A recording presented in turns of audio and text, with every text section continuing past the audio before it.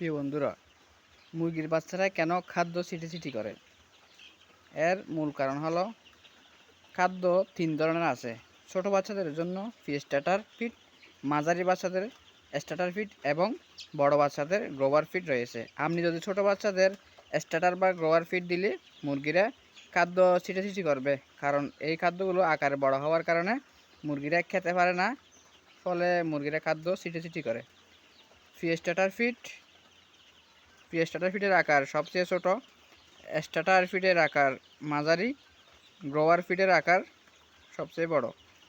আপনি বাচ্চাদের স্টার্টার খাদ্য দিবেন। আরেকটা বিষয় হলো খাদ্য না ছিটার জন্য আপনি বাচ্চাদের এরকম বড় খাদ্যের পাত্র দিয়ে দিবেন, যাতে মুরগিরা খাদ্য ছিটিছিটি করতে না পারে। এখানে একটু খাদ্য ছিটতে পারে না, মানে বড় পাত্র দেওয়ার কারণে। প্রিয় বন্ধুরা, ভিডিওটা ভালো লাগলে একটি লাইক দিবেন। ধন্যবাদ সবাইকে।